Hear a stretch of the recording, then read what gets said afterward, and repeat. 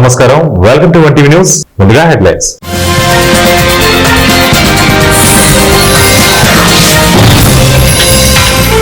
మంత్రులవి అర్థం లేని సమాధానాలు, అందుకే walkout MLC Botsa Satyanarayana.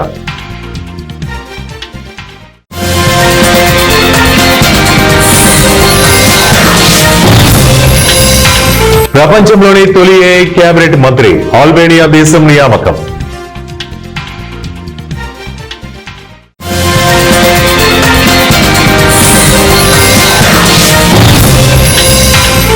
America చట్టసభల భవనం ఎదురుగా ట్రంప్ బంగారు విగ్రహం.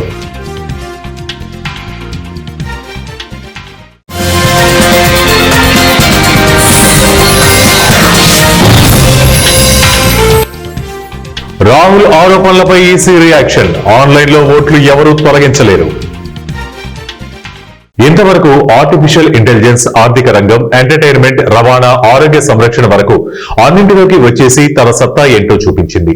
దాంతో అసలు ఇక మ్యాన్ పవర్ తో పని లేదు, అసలు ఉద్యోగాలు కూడా ఉండవేమో అనే గుబులు అందరిలోనూ పెంచేసింది. అలాంటి తరుణంలో మరో బాంబు పేల్చింది ఏఐ. రాజకీయాల్లో కూడా తన ఎంట్రీ ఇచ్చేందుకు రెడీ అయ్యి పాలకులకు పని లేకుండా చేస్తోందో, లేక పాలకులే అవసరం లేకుండా అంతా సాంకేతికమయం అవుతుందో తెలియాల్సి ఉంది. ఇదంతా ఎందుకంటే ఓ దేశంలో ఏఐ ఏకంగా మంత్రిగా పాలన సాగిస్తోంది. అంతేకాదు, రాజకీయాల్లో మహామహులనే తలదన్నేలా చక్రం తిప్పుతోంది. ఆల్బేనియా దేశం సరికొత్త అధ్యాయానికి తెరలేపింది. పైగా అవినీతిని నిర్మూలించడం కోసం పాలిటిక్స్ లోని ఏఐ సాంకేతికతను తీసుకొస్తున్నట్లు పేర్కొంది.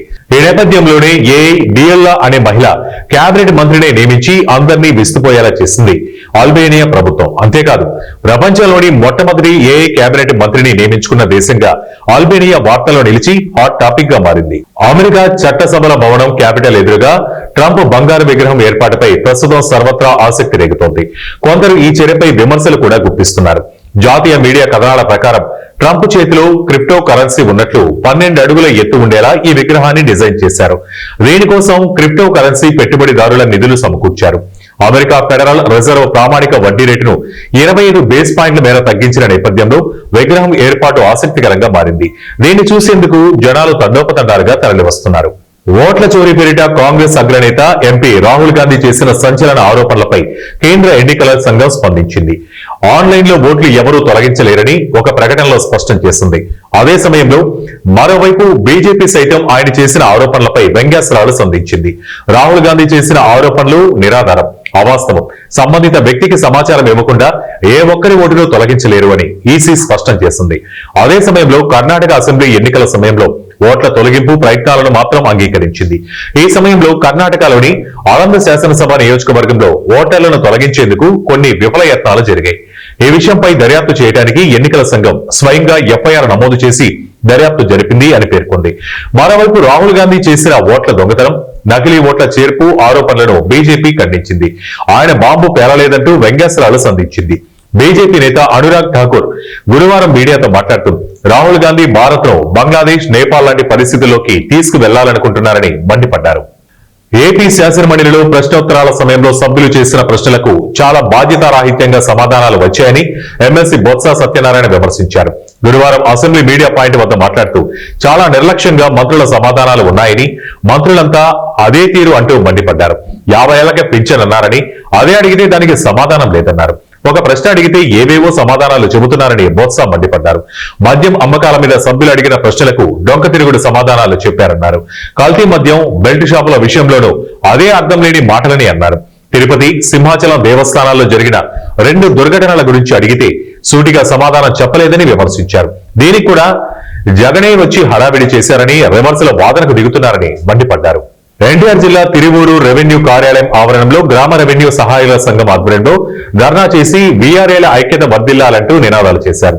ప్రభుత్వం తమ న్యాయమైన డిమాండ్లు పరిష్కరించే వరకు ధర్నా కొనసాగిస్తామని వారు తెలియజేశారు.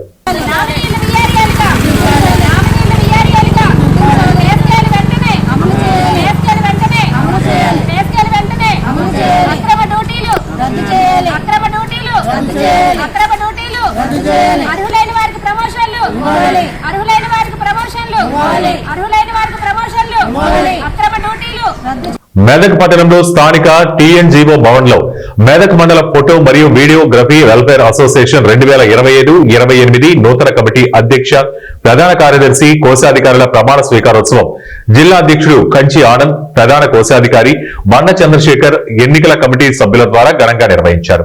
మొదటగా ఫోటో కెమెరా సృష్టికర్త లూయిస్ డాగుర్రే చిత్రపటానికి పూలమాల వేసి నివాళులర్పించారు. ఈ కార్యక్రమాన్ని ఘనంగా నిర్వహించారు.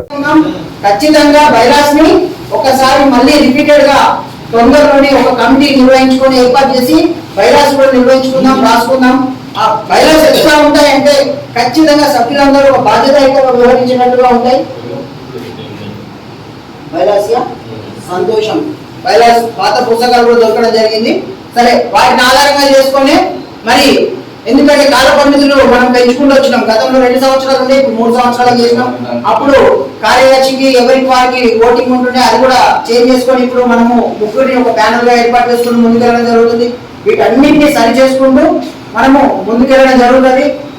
మేము మాత్రం మళ్ళీ ఒకసారి చెప్తున్న ముఖ్యమైన విషయం, సంఘానికి వ్యతిరేకంగా ఏ సభ్యుడైనా వెళ్ళినట్టయితే ఖచ్చితంగా సంఘం, రాష్ట్ర సంఘం, జిల్లా సంఘం, మండల సంఘం అన్నింటిలో కూడా చర్యలు ఉంటాయి. క్రమశిక్షణ చర్యలు ఖచ్చితంగా ఉంటాయి.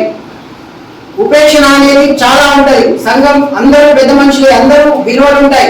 ఆ విలువలను పాటించకుండా ఉన్నట్టయితే సంఘానికి సేవ చేయడానికి ఎవరు ముందుకు రాదు.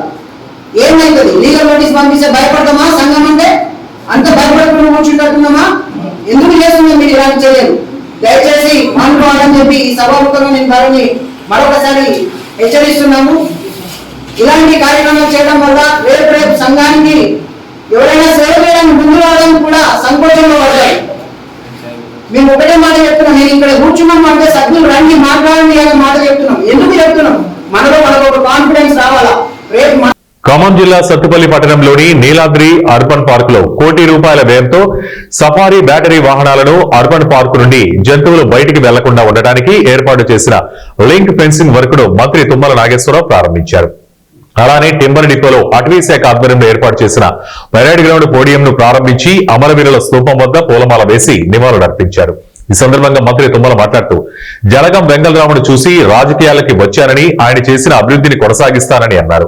తనకు రాజకీయ జన్మనిచ్చిన సత్తుపల్లిని ప్రాణం ఉన్నంత వరకు అధికారంలో ఉన్నా లేకపోయినా సత్తుపల్లిలో అభివృద్ధిని పరమావధిగా పాటిస్తానని అన్నారు. సత్తుపల్లిని నా జీవితంలో మరవను అని చెప్పి కూడా ప్రతి సందర్భంగా అక్కడ ఏ పార్టీ వాళ్ళైనా ఉండొచ్చు, ఏ శాసనసభ్యుడైనా ఉండొచ్చు, ఏ పార్లమెంటు సభ్యుడైనా ఉండొచ్చు, కొంతమందితో ఆటంకాలు కూడా రావచ్చు.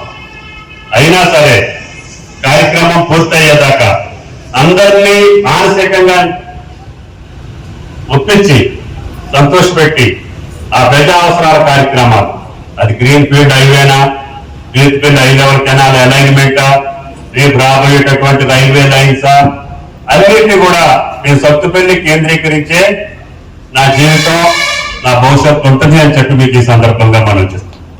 కాబట్టి దయచేసి సత్తుపల్లి ప్రజలకి మీ యొక్క గౌరవం, మీ మర్యాద ఆనాటి నుంచి ఈనాటి వరకు, ఈ జిల్లా ఏర్పాటు అయిన దగ్గర నుంచి, ఈ నియోజకవర్గం ఏర్పాటు అయిన దగ్గర నుంచి, ఇది ముందు వరంగల్లో ఉండేవాళ్ళం, తర్వాత ఎన్సూరు నియోజకవర్గంలో ఉండేవాళ్ళం, మధ్య తాలూకాలో ఉండేవాళ్ళం.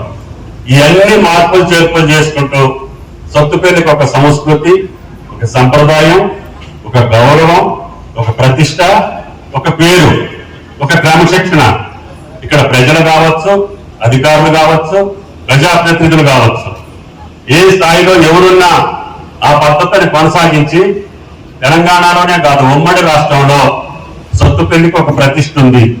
అధికారులు ఇక్కడ పనిచేసే పదవులు వచ్చినటువంటి మేము ఒళ్ళు దగ్గర పెట్టుకొని సత్తుపల్లి గౌరవాన్ని కాపాడేటట్టుగా ఉండాలి, సత్తుపల్లి ప్రతిష్ట పెరిగేటట్టుగా ఉండాలి.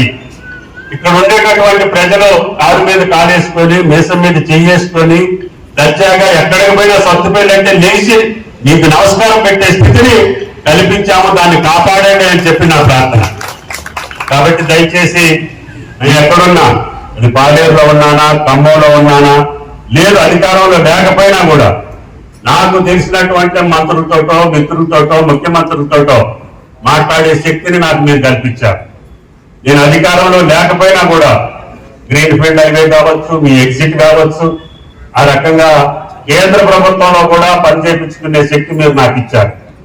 కాబట్టి నిన్న పోతే కూడా నేను ఆ మంత్రులను కలిసి నాకు సత్తుపేట నుంచి కోవూరుని ప్రపోజ్ చేయండి, పెనుపేట నుంచి కొండపల్లికి రైల్వే లైన్ ప్రపోజ్ చేయండి, కొత్తగూడెం ఎయిర్పోర్ట్ ఇవ్వండి.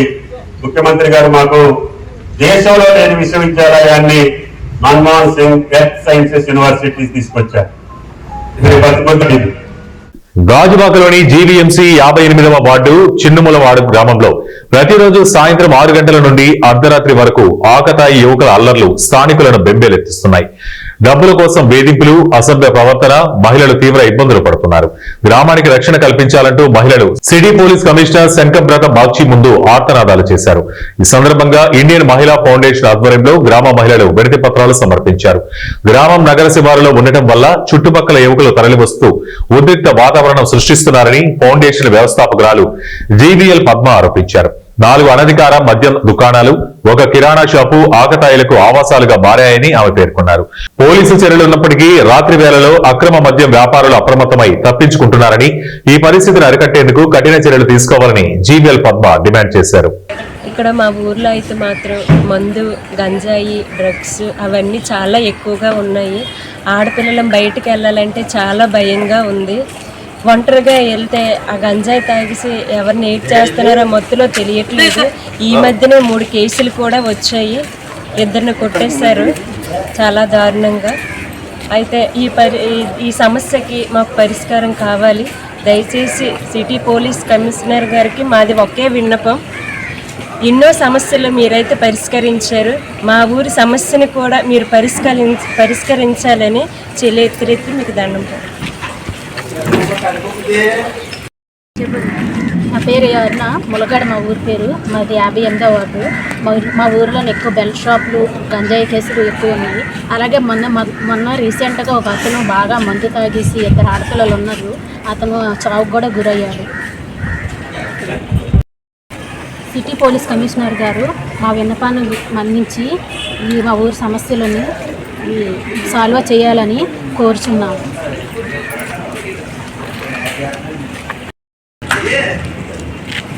నా పేరు గౌతమి అండి. మేము ఇలా ములగడ గ్రామంలో నివసిస్తున్నాం అండి. మా గ్రామంలో ఇలా బెల్ షాపులు చాలా ఎక్కువగా ఉన్నాయి, చాలా ఘోరంగా ఉంది.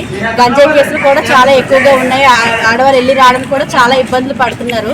ఈ సమస్యను మాకు ఎలాగైనా పరిష్కరించాలి. మేము మీకు సపోర్ట్గా ఉంటే మీరు మాకు సపోర్ట్గా ఉండి మాకు నిలబడి మా ఊరు గ్రామానికి మంచి చేయాలని కోరుకుంటున్నాం.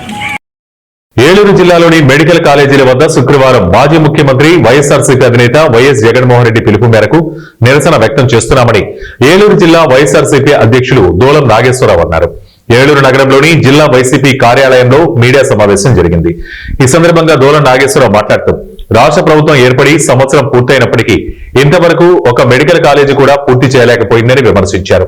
వైఎస్ జగన్ శంకుస్థాపన చేసి వదిలేశారని టీడీపీ నాయకులు విమర్శిస్తున్నారని, అయితే కూటమి ప్రభుత్వం ఎన్ని మెడికల్ కాలేజీలు కట్టిందో చెప్పాలన్నారు.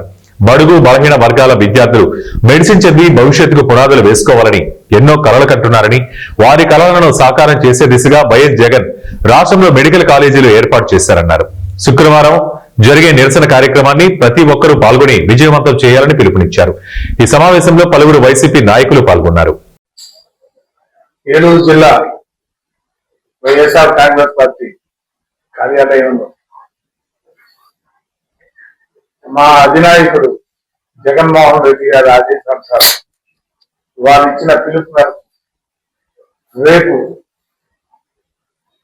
ప్రభుత్వ పరంగా గత ప్రభుత్వంలో శాంక్షన్ అయిన 17 మెడికల్ కాలేజీలు, అందులో కొన్ని పీపీపీ విధానంలో బయటికి ప్రైవేటీకరణ చేయడానికి నిరసిస్తూ 17 కాలేజీల ముందు శాంతియుతంగా నిరసన తెలుపడానికి మా వైఎస్ఆర్ కాంగ్రెస్ పార్టీ యువత అలాగే స్టూడెంట్ విభాగం తరఫున రేపు ఆందోళన చేపట్టింది. దీనికి ఏలూరు జిల్లాలోని 7 నియోజకవర్గాల నుంచి పెద్ద ఎత్తున యువత, విద్యార్థి విభాగం అలాగే పాత్రికేయ మిత్రులందరికీ కూడా నమస్కారం తెలియజేసుకుంటున్నారు. మరి రేపు వైఎస్ జగన్మోహన్ రెడ్డి గారి ఆదేశాల మేరకు మన ఏలూరు మెడికల్ కాలేజ్ వద్ద చలో మెడికల్ కాలేజ్ అనే పేరుతో నిరసన కార్యక్రమానికి మరి వైఎస్ఆర్ కాంగ్రెస్ పార్టీ తరఫున అందరూ కూడా పాల్గొనడం జరుగుతుంది. ముఖ్యంగా యువజన మరియు విద్యార్థి విభాగాలు అందరూ కూడా సమాయత్తం అవబోతున్నారు. ఎందుకంటే ఈ ప్రభుత్వంలో ఏదైతే ప్రభుత్వం చేయాల్సిన పనులు ఏంటంటే విద్య, వైద్యం, మౌలిక సదుపాయాలు, సంక్షేమం ఇవి చేయాలి ఒక ప్రభుత్వం. కానీ ఈ ప్రభుత్వం ఏమో ప్రైవేట్ సంస్థలు చేసే రియల్ ఎస్టేట్ వ్యాపారం అని అమరావతి మేము చేస్తామంటారు. ఏదైతే గవర్నమెంట్ కాలేజీలు కట్టాలి, ఇవన్నీ చేయాలి, అవన్నీ గాలికి వదిలేసి స్థితుల్లో వీటన్నిటిని కూడా రేపు ప్రజలకు తెలియజేసే విధంగా, అలాగే మిగిలిన కాలేజీలు కూడా మరి దాదాపు ఈ 5 కాలేజీలు ప్రారంభిస్తే మరి ఈ కూటమి ప్రభుత్వం వచ్చి దాదాపు సంవత్సరాల కాలం వస్తున్నప్పటికీ ఏ ఒక్క కాలేజీని కూడా పూర్తి చేయలేనటువంటి పరిస్థితి. అదే జగన్మోహన్ రెడ్డి గారు ఉన్నట్టయితే ఈ పాటికి మరో 6-7 కాలేజీలు పూర్తి చేసుకుని వాటికి కూడా క్లాసులు ప్రారంభించేటువంటి పరిస్థితి ఉండేది. ఇవన్నీ కూడా ఈ రోజున కూటమి ప్రభుత్వం ఏం చెబుతుందంటే జగన్మోహన్ రెడ్డి గారు ఒక కాలేజీ కూడా పూర్తి చేయలేదు, శంకుస్థాపన చేశాడనే విధంగా చెప్పుకుంటూ ఇంకా ఎంతకాలం ఈ కూటమి మాటలు మాట్లాడతారు, అబద్ధాలు చెప్పి ఎంతకాలం నడుపుతారు అనేది. సంవత్సరాల కాలం అయినా ఇంకా అబద్ధాలేనా? ఈ సంవత్సరాల కాలంలో మరి ఇక్కడ 2వ సంవత్సరం క్లాసులు జరిగి 3వ సంవత్సరానికి వచ్చేసింది. అప్పుడే దీనికి సమాధానం చెప్పుకోలేని పరిస్థితిలో ఇవాళ కూటమి ప్రభుత్వం ఉంది.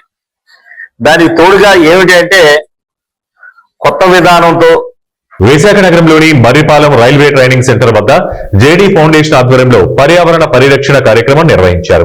ఈ కార్యక్రమంలో జీవీఎంసీ సమకూర్చిన కొబ్బరి, సపోటా, బాదం వంటి మొక్కలు నాటారు. ఈ సందర్భంగా వక్తలు మాట్లాడుతూ పర్యావరణ పరిరక్షణలో జేడీ ఫౌండేషన్ చేస్తున్న కృషి ప్రశంసనీయమని అభిప్రాయపడ్డారు.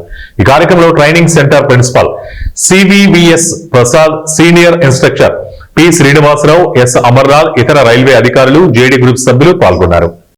రైల్వే ఇన్స్టిట్యూట్లో ఎండిటీసీ ట్రైనింగ్ సెంటర్కి ఈ ప్లాంటేషన్ అన్ని కూడా డొనేట్ చేస్తే అది కూడా ఇంట్రెస్ట్గా వచ్చి ప్లాంటేషన్ చేసి రైల్వే ఇన్స్టిట్యూట్లో పచ్చదనం పెంచినందుకు గాను, అదేవిధంగా ఇది ఓవరాల్గా మన గ్రీన్ విశాఖకి ఉపయోగపడుతుంది. కాబట్టి మేము మా రైల్వే ఇన్స్టిట్యూట్ తరఫున జేడీ ఫౌండేషన్ వారికి థ్యాంక్స్ చెప్పు. వార్తలు ముగించే ముందు ముఖ్యాంశాలు మరోసారి.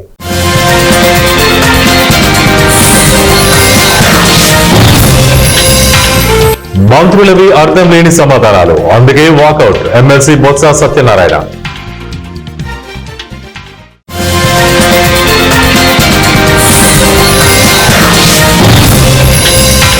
ప్రపంచంలోని తొలి ఏఐ కేబినెట్ మంత్రి, ఆల్బేనియా దేశం నియామకం.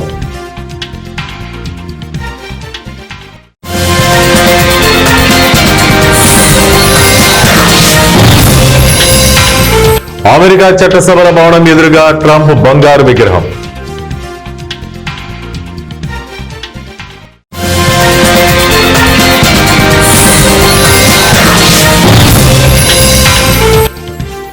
రాహుల్ ఆరోపణలపై ఈసీ రియాక్షన్, ఆన్లైన్లో ఓట్లు ఎవరూ తొలగించలేరు.